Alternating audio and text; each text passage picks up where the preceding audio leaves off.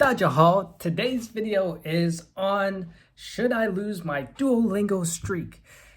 Well, okay, I got to thinking about this because I now have a 750-day streak. I'm about to have that, okay?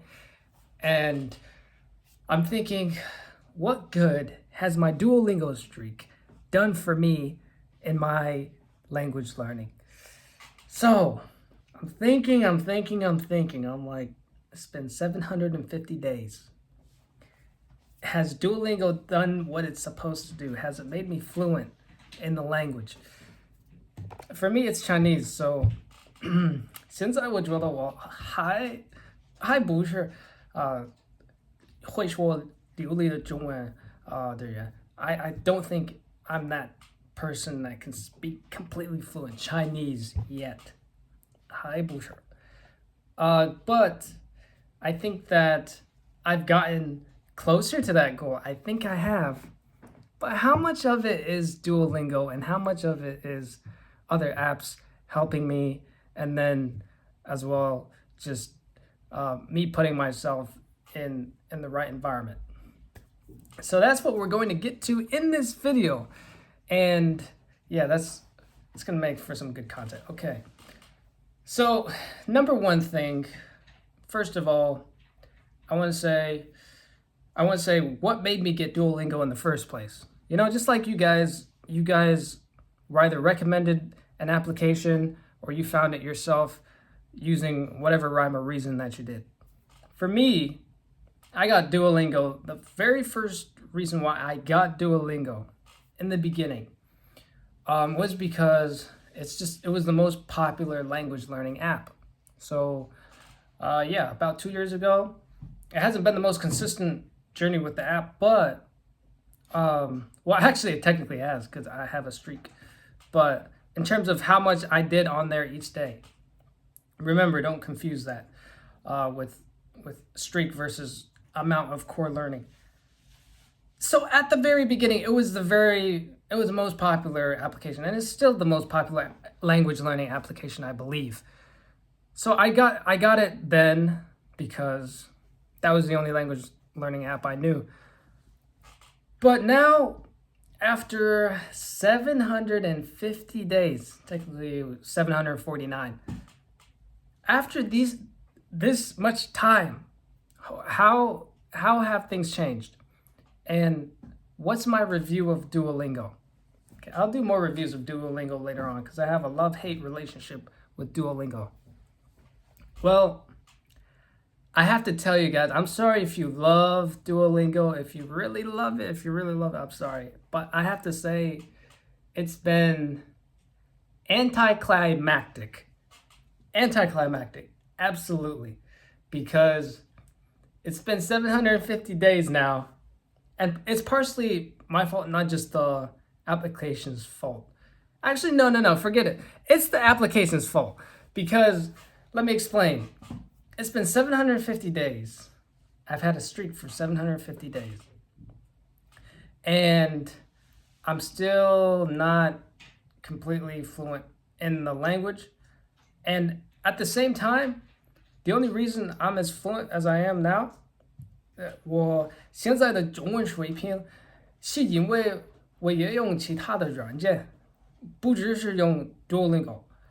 So what I mean is, like, the reason why I'm at the level of Chinese that I am now, a little higher than HSK4, through all the ups and downs, all the detours and getting back on track, all that stuff.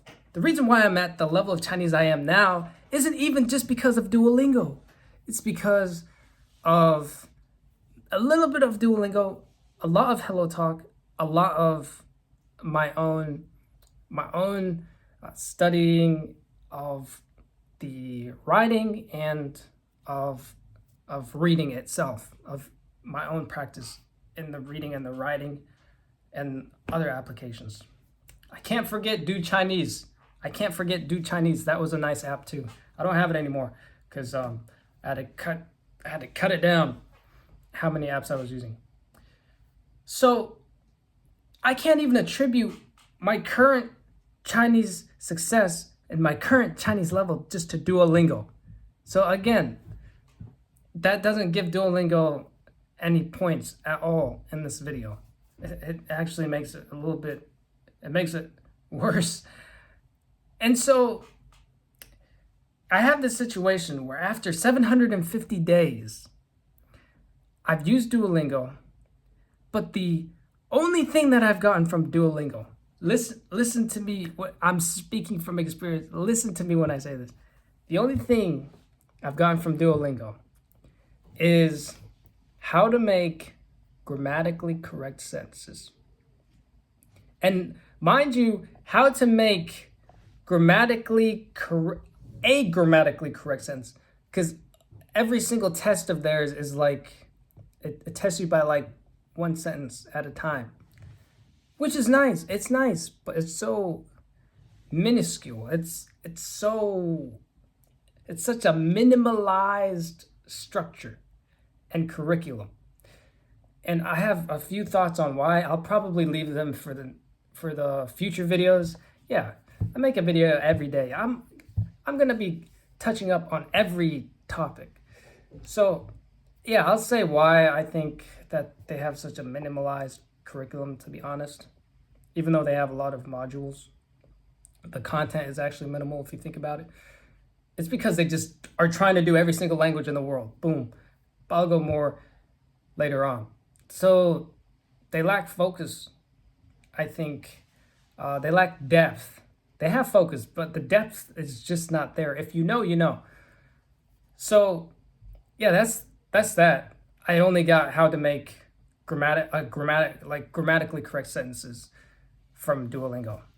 And then also I learned how to read pinyin. And honestly, yeah, so you guys might be thinking, so you were on Duolingo for 750 days. What the heck were you doing on Duolingo for 750 days? If you didn't like the way, if you felt like it wasn't teaching you enough. Well, here's the thing. I have a subscription to it, number one. And I like that I can keep a streak on Duolingo.